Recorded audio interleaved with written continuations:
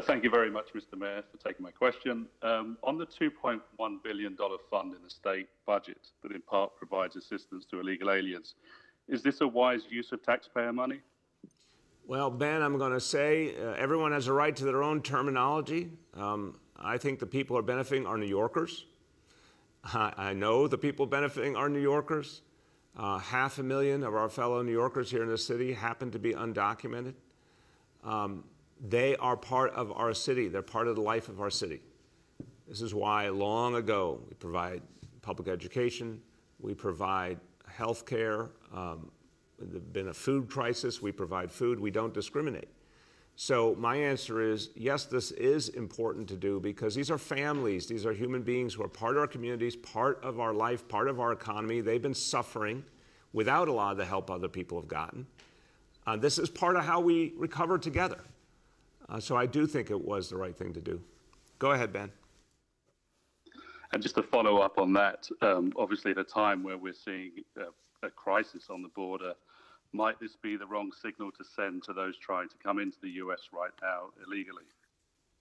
Well, I understand the question, Ben. And look, I think the answer, it's a very fair question, and I think this is the kind of conversation we should all have as Americans.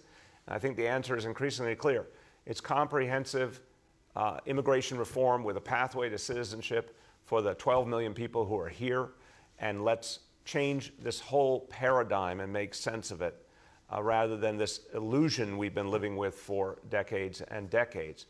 But in terms of the folks who are coming to the border, I think it's well documented because of horrible crises that really are not like things we've seen in the past, particularly in the Central American nations, that we do need to contribute to solving at the root. The U.S. has had a long, deep involvement in Central America. We have very much been part of what has created both the good and bad there.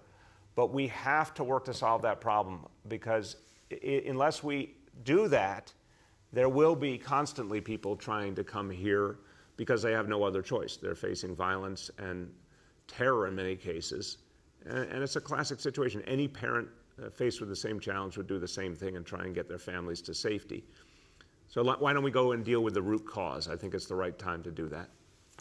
Okay, everyone, as we conclude, I just want to offer a thanks because the conversation we're having today about our schools gets back to a core reality.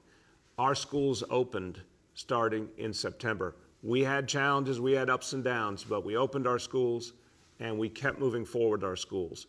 And that's because of our educators, that's because of our school staff, that's because of the leadership of our Department of Education, that's because of our healthcare professionals, test and trace course, situation room. A lot of people gave their all and very, very long hours. I want all New Yorkers to understand this. Your public servants have been working nonstop since March last year, many of them with no break, many of them working longer hours than they ever worked in their lives to protect you and serve your kids. It's been a heroic effort, and I want to thank all of them. And now, with this new rule today, we're convinced we will have the same extraordinary safety that our schools have had while having more time in school for our kids.